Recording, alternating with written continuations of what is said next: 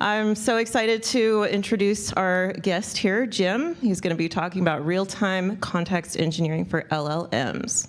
All right, I feel under a bit of pressure after Josh's talk. I've been teaching for 20 years. I've been teaching at university, Trinity College Dublin, KTH in Stockholm, and I did a startup a few years back, and then they kicked me out of the university. I'm still teaching there, by the way, because they still want me to teach, but officially I don't have a position. But I'm going to talk, you're here by choice. This is not a keynote, right? Because you could have been in the other track. So I'm assuming a base understanding of some of the concepts. But I'm going to go a bit deep as well. But we're going to talk about what's cool right now, agents. I think agents are actually, they're going to reshape a lot of industry and a lot of society. But I'm going to talk specifically about a specific type of agent, so an interactive agent. And I think a lot of the agents that we're going to have will be interactive. So we have this guy here, Jose, and he's using some application. The application has an agent. And if it takes a long time for the agent to respond, Jose's not going to think it's intelligent. He's going to think it's just slow. It's laggy. It's going to be pretty useless. So a lot of what we're doing now in building out agentic infrastructure is not working on the agents themselves. So anybody here worked with agents? You might know there's something called, we got a bunch here, there's something called the agentic loop, right? So the agents themselves, they literally, what they'll do is they'll take a query in, they'll ask the LLM they'll also see what available tools do we have. So they might use a protocol like MCP and see what can I do? What actions can I take?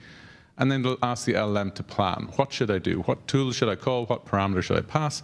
And it does that in a loop. It keeps doing that, executing tasks with the tools, sending results to the LLM until it responds. So the actual innovation that's going to happen in the agentic loop is not going to be particularly large. There's small things you'll do, like you might do entity resolution or entity identification, but a lot of the work that we need to do is the data infrastructure around the agents. That's what we call context engineering. And I'm going to talk a bit about what is context to get started, so there will be a bit of a pedagogical focus on this.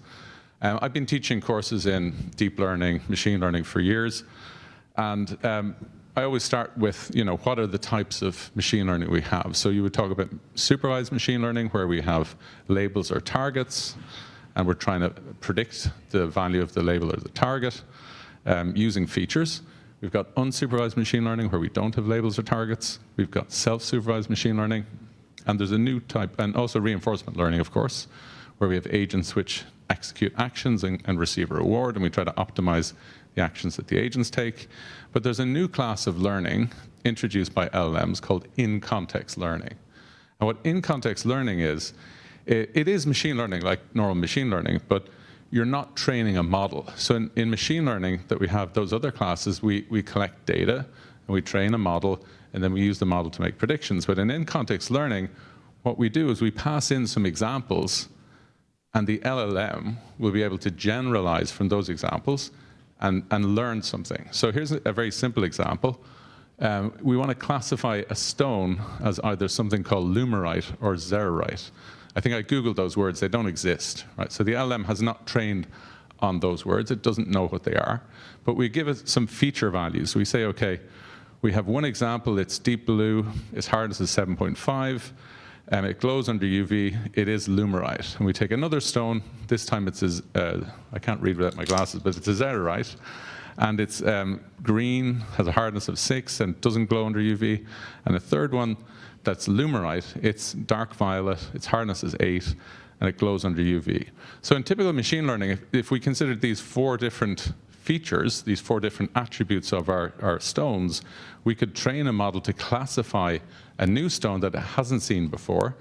So here's a new stone. We're going to classify it. It's light gray. Its hardness is 5.5. It doesn't glow under UV. What is it? Is it lumerite or xerorite? You put this into an LLM, it'll give you the correct answer. The correct answer is xerorite.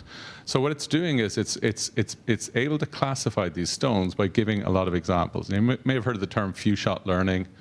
Is kind of one of the ways people talk about this. But you can think of it as being machine learning. So if you're going to get into agentic programming, I think it's very important to have a background in the basics of machine learning. So if you know enough about machine learning, then being able to do a lot of things that we need to do in building agentic systems, including the context, it's going to be very useful for you. And I'm going to talk about that in a second. But if we have this idea that there is something called in-context learning, why do we need it? When do we need it? So here we've got an application, and the application sends a query to this program. I'm not going to call it an agent yet, but it's a program. It takes in the query, and the query, we don't send the query directly to the LLM. So what we have is we have what's called a system prompt.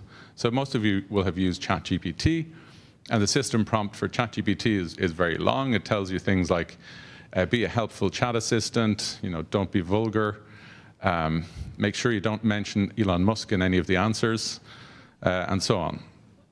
So you've got these system prompts. Claude actually make theirs public. But I saw a study there that Grok was like basically trying to directionally shift people's attitudes on certain topics. So this is a big area of system prompts and how much bias they introduce into their answers. But they'll basically ground the LLM. They'll give some context information. You put in your query. You send the prompt then, including the system prompt in your query to the LLM. It gives you a response, and you respond. So in-context learning is when we have data that wasn't in the LLM's training data.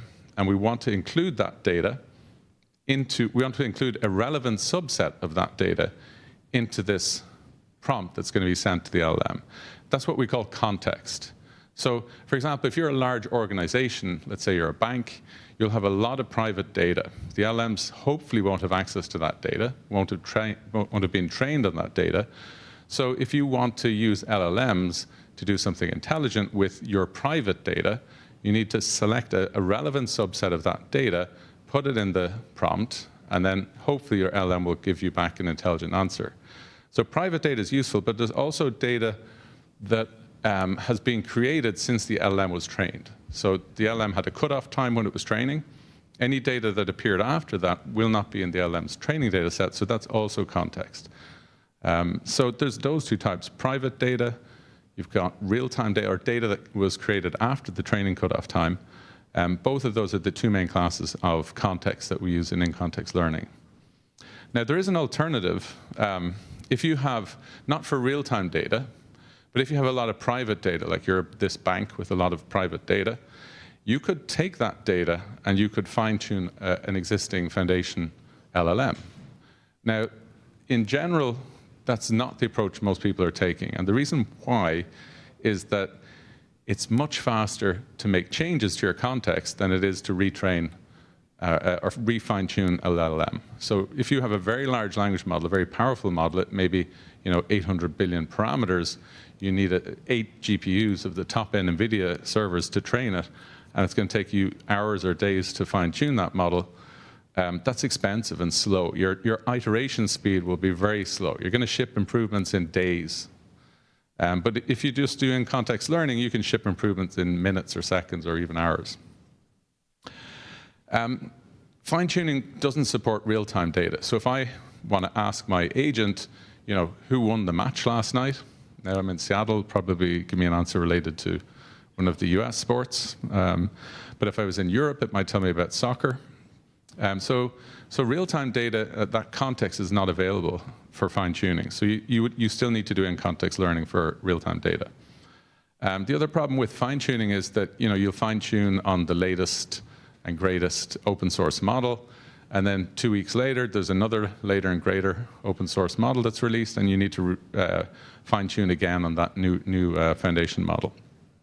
So there's quite a lot of challenges in getting this context data and putting it into the prompts so that the agents can give better answers to the queries. So what an agent effectively is this program that's going to receive the query via an API. Now, there are standards for APIs. Agents themselves have a new standard called A2A API. There's another UI, it's called AG UI. It's a new protocol. It's getting quite a lot of adoption. But some form of API, the query will arrive, the agent will receive it, and the agent will then use a protocol like MCP, Model Context Protocol, to retrieve context data from some source. And it'll receive that data, insert it into the prompt, and then the prompt will get sent to the LLM. And the agent executes this loop that I talked about earlier, the agentic loop. Now, that context data, where is it coming from? Right? It doesn't just magically appear from nowhere. You could have like a search query that would go out and find the latest search results. So who won the game last night? You might get some results come back. You put it in the prompt. Nowadays, chatbots know a lot of your information about you. So my chatbot tells me, hey, I know you work with feature stores, so here's the answer. So it's actually, it's storing up a memory about me as a user, which will also be inserted into the prompt. But if it knows about my location, it'll say, okay, you're in North America, I'm going to tell you about NFL or NBA. Whereas if you're in Europe, it might give you an answer related to soccer. So that would be one way. You could go and pull data from a search engine. But if you have private data at your bank, you're going to have to somehow get that private data, make it available so that you can query it. And this is sensitive data, so there's a lot of challenges related to that. Will that data be tabular data, or will it be unstructured data, like text data or images or sound or video? So there's a lot of different ways that data can be there. And we probably will have to move that data from one system to another, and that's what we have pipelines for. So pipelines are programs that copy data from one data source to another. So I mentioned this already, but the context data itself will primarily be either private data, or it's going to be real-time data that was created after the LLM's training cutoff date. So now I'm going to jump into a little bit more detail. So I'm making an assumption that you know a little bit about machine learning. If you don't, I'm here to plug my book. I just finished writing a book. It's out next week on O'Reilly. It's called Building Machine Learning Systems with a Feature Store. It covers batch, real-time, and large language models, agents.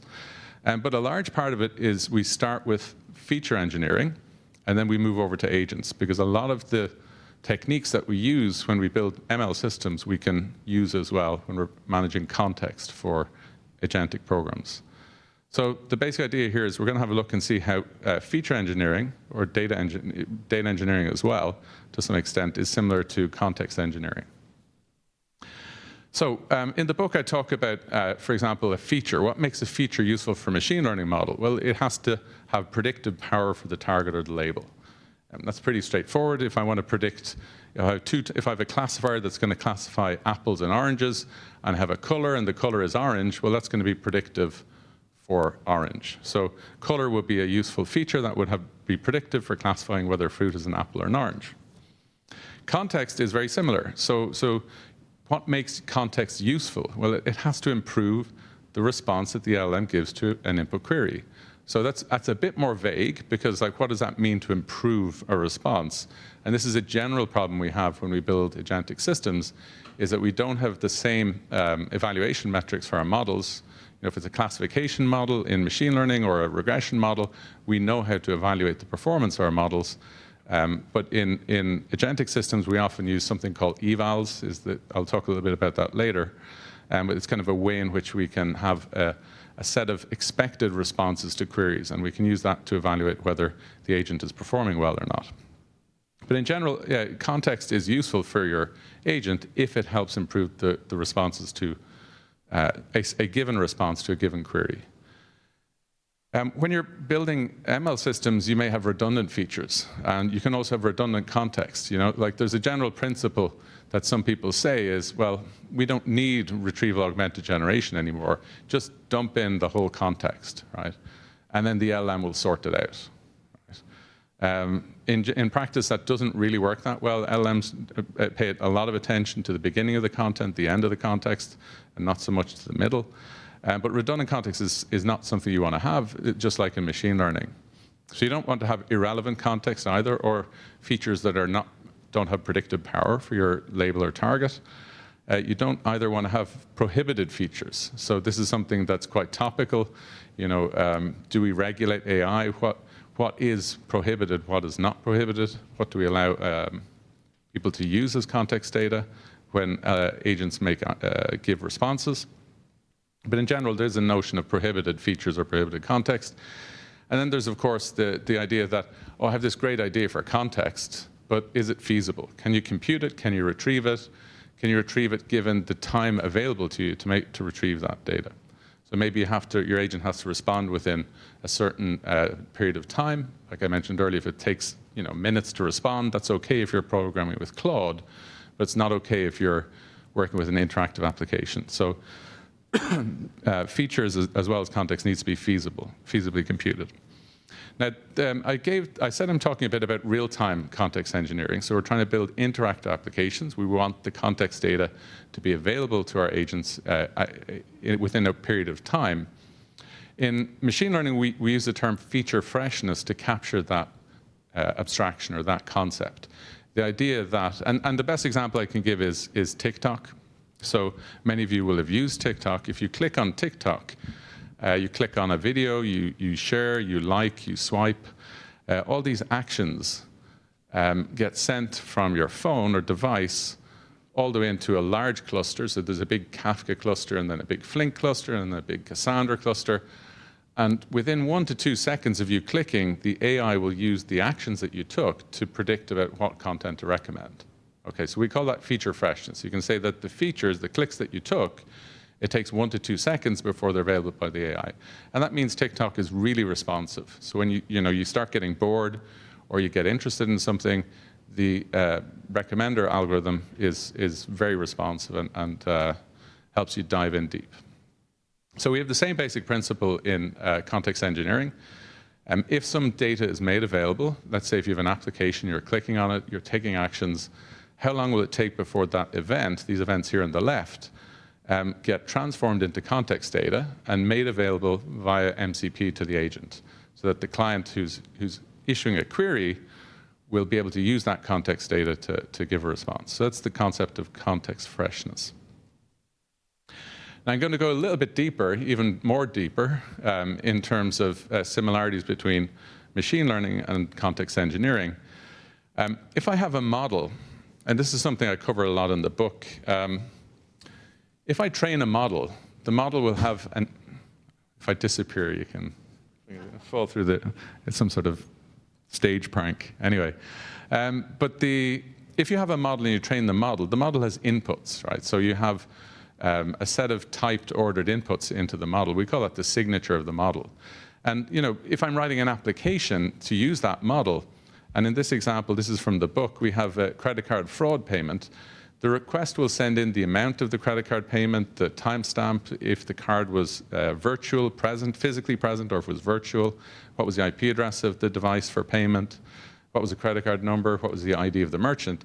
This is what gets sent by the application, and the model will predict whether this is fraud or not. That is not the same as the signature to the model. We call that the deployment API, the API to the deployment where the model is deployed.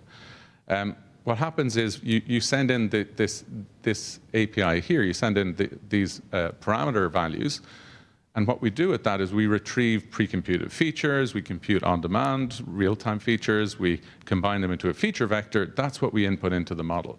We're going to do things like we're going to one-hot encode we're going to maybe normalize the amount because we're using a gradient descent model. We're going to maybe have some categorical features in here. We're going to one-hot encode them. We're going to do a lot of things to the data and transform it before we send it into the model. So the API that a client uses a model via the deployment API is very different to the model itself, its signature. And the same is true when you have an LLM. So the API for an LLM is very simple. It takes a string in and a string out. In fact, it takes an encoded string in. So you have an encoder which will take your text, encode that into tokens, and then it'll send the tokens in and get tokens out, and they'll get decoded back into text. That is not the same API as your agent. So for example, here we have an agent where I'm asking, hey, it should say, when will I receive my order, not what. Okay, that's a bit, you can tell I did these slides recently. So when will I receive my order? So there's not very much information in that, right? So are we restricted to having just the input API being the query string itself? No, we can have anything we want to in the agent's API. So we can have, for example, the application could say, well, I'm going to pass in the customer ID. I'm also going to pass in the order ID because the user's on a web page. The user's logged in. We know their user ID. The user has put in the order, selected the order, and asked this question. So we don't need to do any work in the application. We can just say, this was the customer ID, this is the order ID. And we can see also in the API, it says for the customer ID, scan 7 days. So that's a little hint saying, I want to get the last 7 days of activity for this customer.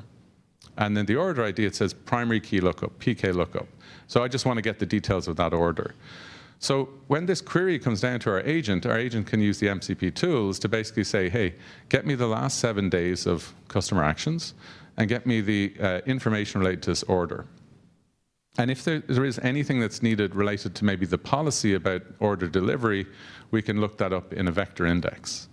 So the amount of policies that are being coded from PDF files, they can all be made into context and inserted into the prompt that's sent ultimately to the LLM. So the agent's API is not the same as the LLM's API. And now we get into the architecture. So if we want to have this real-time data and context and make it available to our agentic applications, how do we do it? So a lot of the existing cloud, let's call them cloud providers, but also kind of large-scale AI companies like Snowflake and Databricks, they have a specific architecture based around the lakehouse. Google has BigQuery, Databricks and Snowflake have their own lakehouse architectures. So the way they work is that they'll ingest data either via batch or streaming programs into their lakehouse tables. These are Parquet files in S3. And then they'll synchronize that data to a database like DynamoDB, which will actually then serve the queries and give you back your context. The problem with this is that it's very slow. So the freshness, the time it takes to write to a lakehouse and to stream out here takes minutes. So I work at a company called Hopsworks. We have a customer called Zalando. You probably haven't heard of them, but they're Europe's largest e-commerce company. And we work with them because they want to do this. They want to build something like TikTok, but they need to get this context back really quickly. So if you're on their app and you're clicking and events get sent, those events are streamed into our low latency context serving database. We build a database called RonDB. And then you can query it within a second or two. So within a second or two, all the events from your device will be available for querying. And then we'll synchronize that data to the lakehouse. So they end up with the historical data will all accumulate in your lakehouse. And agentic apps can also query the lakehouse. Even though it may be slower, there are cases where you just want to get access to large volumes of historical data. Maybe you don't have the same SLA for a response time, so it's still viable. And if you think about this in the context of TikTok that I mentioned already, this is kind of the way TikTok works. You have your app over here, the user clicks, likes, shares, and they do a lot more actions. And you get information about trending content. There's millions or billions of videos at this point in time. And agents will basically take queries from the app and they'll retrieve the context. And we care about this thing called context freshness. So, in order for this thing to be reactive and to be perceived as intelligent, the time between the app generating the events, between them making them available to the agent for serving, needs to be as low as possible. Okay, so that's it at a high level. I'm going to go into what we're working on at Hopsworks, specifically related to 2 different types of data that you want to use as context data. One is unstructured data, so PDFs. You can think of images and other data, but PDFs in particular and vector index. And then for structured data, we have a platform called a feature store. So feature store is this low latency database for serving context data to clients. So we'll start with the classical RAG system, which many of you may have seen before. So RAG is retrieval augmented generation. Many people associate it with a vector index or vector database. What you need to have is a pipeline to take your documents and files, encode them into vector embeddings, store them in the vector index, and when the user query comes in here, we send that query as it is to the vector index, get the most relevant chunks or the closest matching chunks of data, put them in the context, the LLM responds, and then the agent will respond back to the application. And this is pretty okay. This is standard RAG. Structured data is different, and right now I would say that people are still struggling with this. This is not an area where there is an accepted kind of solution. This is what we do. But RAG is also relevant for structured data, and also relevant for graph data if you're interested. I cover that in the book as well. But I'm going to talk specifically about how do we get application database data, so structured or tabular data, into our prompts so that our agents can use them as context. And one way you might think of doing it is I've got an application here on the left. I have a task it wants to execute, and I'm going to basically, within the application, retrieve all of my context data from the local database and send that with the query. So you might say this is a reasonable approach to take, okay? The problem is that people are writing these applications with Lovable and Replit, and they're not writing the code anymore. So we're not getting, hardcore developers writing the applications. They're being vibe coded. So it's very hard to vibe code retrieving context data in the application. That's a really hard problem to do. So that approach we're kind of not looking at the moment. It may work in years to come, but it's too challenging at the moment for app developers to do this. So what we do instead is that the application databases, we can either mount them or copy them into our database, our feature serving, our context serving database. And what we'll do is we'll reach agreement between the application and the agent on the IDs, so these entity IDs. So the application has a large number of IDs, user ID, a session ID, a product ID. It's a very natural abstraction you'll find in any application. So when you're writing your application and the application has a query related to some task, it'll not just send the query, it'll say, here are the IDs that are important. I want you to get context related to the IDs. And we saw earlier that you can also give hints about the type of query to perform. But that's the basic idea. But if we put a little bit more meat on the bones, the application will use an agent maybe in more than one way. There may be several tasks that it needs help with. So we've got here tasks 1 to task n. And depending on the task that we're going to need help with, maybe we need a different set of IDs. So if we, for example, assume we have task 1, what we need to do is we need to just pass 2 IDs. We need the user ID and the order ID. We don't need the other entities, the session data, article data, payment data, or issue data. So we just send those IDs and we retrieve the context for that. We can also take a different task like task n, and that has different IDs. So what we're doing is we're decomposing our application into a set of tasks that use our agents. And for each task, we'll supply the relevant IDs. So it's up to the application developer to know this task needs these IDs and this task needs these IDs. And then the agent will retrieve the relevant context with those IDs. This is retrieval augmented generation, but we're doing it with structured data and entity IDs, not with a vector index. You can take this further. So that isn't necessarily real time. So my application can also take actions that can get pushed with a streaming pipeline directly to this feature store platform. So again, within less than a second, the application takes actions, it clicks, you do maybe enter data into text forms and so on. That data gets streamed into this platform, and then it's available within sub-second and can be used again as context within a task. So if you put all this together, and I'm going to destroy Josh's vision for how to teach things, we'll put it all together in one massive slide. What we have is we have unstructured data, we have structured data, we have batch copying of data, we have streaming data, and we also have logging. We need to log the input requests and the responses and all the context data. So if we put it all together, we'll end up with a vector index, we'll end up with potentially using things like web search as an MCP tool. You have many different MCP tools there that you might need to use. Maybe you've got local files you need to access or a graph database. And then we have the tabular data that we'll access via this feature store platform. And again, we can get the data either with batch pipelines, so copying the data on a schedule, or streaming, where we stream the data directly in. And then we need to also store all of the logs, because if you don't store the traces, it's going to be very hard to know whether your agent, when you make changes to it, will make improvements or not. You'll notice I haven't mentioned this, but in the corner we have like references to chapters in the book. So all of this is kind of covered in the book at some level.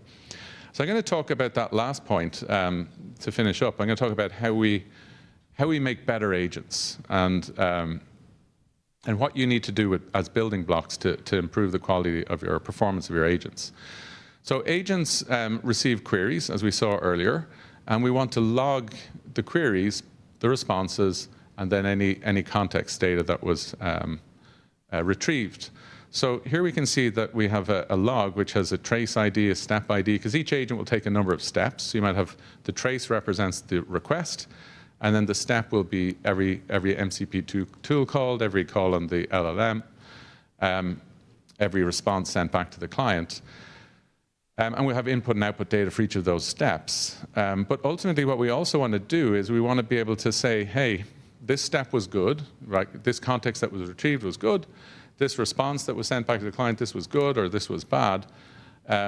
Because that's the only way we'll be able to evaluate whether the agent is performing as we hope or expect it to do. So this process of taking your logs and analyzing them for the performance of the agent is what we call error analysis.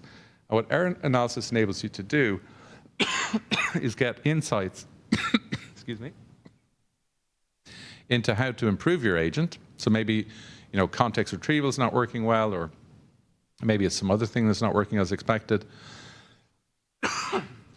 And as you store logs, you'll also see, oh, that one, this particular example, I got really bad feedback. That should be an eval, because I want my agent to actually give a good answer to that. I'm going to save that as an example that I'm going to evaluate my agent with. So that's what we call evals. So let's have a look at what evals are. Evals are basically, you can think of them as being queries or input prompts and expected responses. And there's different types of evals. You can have evals that are what we call objective, where you need to basically say, well, the response, a human might look at it and say that was a good response or bad. But you do have, that's subjective, but you have objective ones as well, where you can have a program validate whether the agent did what was expected. So for example, if it's creating a table, you can have a program that validates it created a table and had 891 rows. So an evals data set is this golden data set of these prompts and responses. And what you need, and I showed you how to collect them through the logs, but what you can also do is you can use LLMs to assist you in the generation of your evals. So that's what a lot of people are doing at the moment. They're using LLM-assisted synthetic generation of these evals. But when you've got your eval data set together, you're basically going to run it through your agent. And the reason why you run it through your agent is because you've made changes to your agent. You don't run evals just for the sake of it. You use it because you're trying to evaluate, did this change my agent, improve its performance, or make it worse? So let's see how that works. So we run our evals, we get the logs, same as before. And now we need to take the logs and we need to score them. So we need some way of scoring these evals and traces. And I mentioned you can have subjective tasks where you need an LLM as a judge to say, so you get a very powerful frontier model to say this was a good response and this was not. If it's an objective task, you might have a program that you'll run to validate that the agent did what you expected it to do. So you'll have this table of runs telling you the scores of all the rows in your eval data set, you sum them up together, and you'll be able to give feedback on whether that change in your agent improved your eval score or not. Now, this is the automated way of kind of iterating and improving your agents. So we're working on a platform for building these agents. We have an LLM assistant tool called Brewer, where you can build pipelines and you can also build agents. I think we're not the only ones doing this, so I won't go too much into details on this. And this is kind of Hopsworks. It's an AI lakehouse. If you know what that means, then you're probably working in enterprise. But this is I'll leave it on this slide. So this is the book that I mentioned several times. You can get a free digital copy, if you scan that and enter the promo code. It's quite big. It's 492 pages, so it's not super light reading. But I think there's a code example with it. There's a course I teach at KTH, which is based on this book as well. So there's slides related to that. And hopefully you'll get some insights of how to go from feature engineering and machine learning to writing agentic programs. With that, thank you.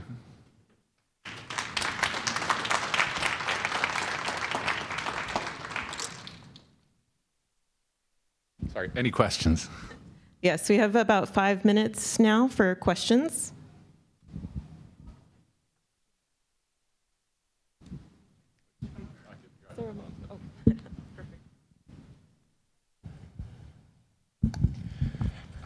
First of all, thank you for the talk. And I'm wondering, so I see a lot of, like how do you get the right context into your agent, but sometimes I'll find, like in my experience working with Claude a bunch for coding tasks, sometimes it gets kind of the wrong idea and just kind of gets stuck on that. And the only way I found reliably is just to like clear the context to clear the memory. So I'm just wondering, like, do you have any ideas about like how you can remove bad context from your agent so that it's not like, for example, if you get negative feedback on a thing, like maybe it's better just forget about that than to like learn this thing is bad? It's a fantastic question. I mean, we struggle with this as well with Brewer, right? So they can get stuck in loops. So the agentic loop can be an infinite loop that you basically have to time out.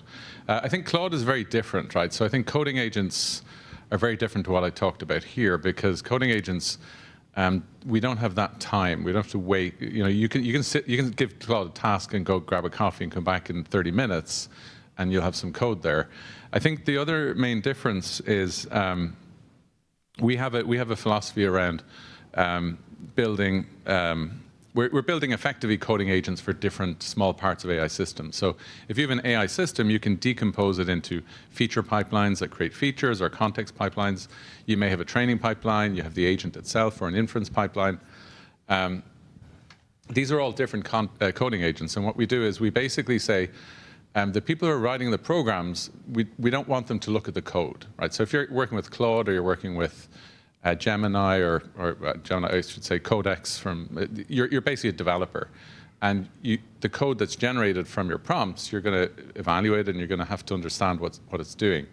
But what we're seeing now is a huge growth in platforms like Lovable, where you create a website, you type in some text, and the website itself is an intermediate representation. You iterate on the website. You don't look at the JavaScript code that's generated.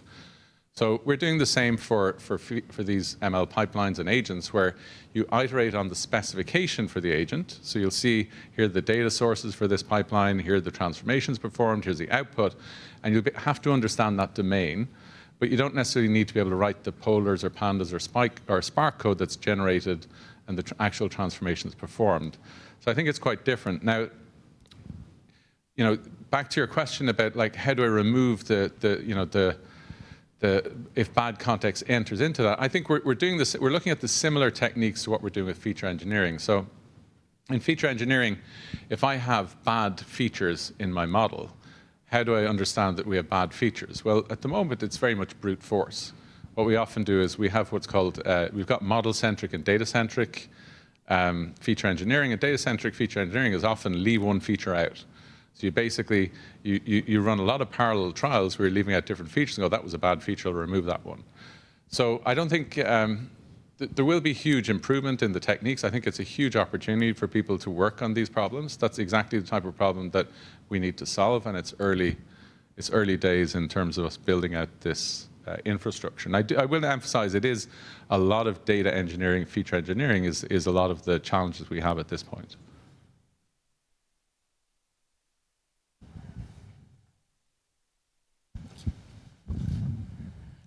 Hi, I was wondering if you could talk a little bit about prompt injection attacks, because I did see on one of your slides you had a box and it said web search. And so I was just curious how big enterprises are thinking about this, and if it varies across continents. Are they thinking about it more in Europe, more or less? Yeah, I mean, there's kind of this deadly triumvirate, which is you have agents that can access the internet, they can write local files, and they can write your database. Right? So they can just like destroy everything. I mean, I've read a lot of stories about people who, they lost a lot of data because the agent kind of wrote.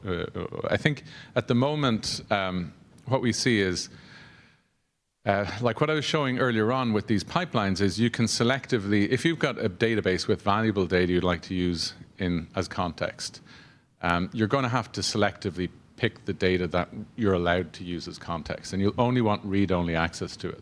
So that's where I said, you can mount this table and use it directly, but often people won't want to perform queries directly on the operational database or even the data warehouse, but get copies of the data. So you'll have pipelines that copy the data, and then the agent can work on the copy. It's a little bit safer.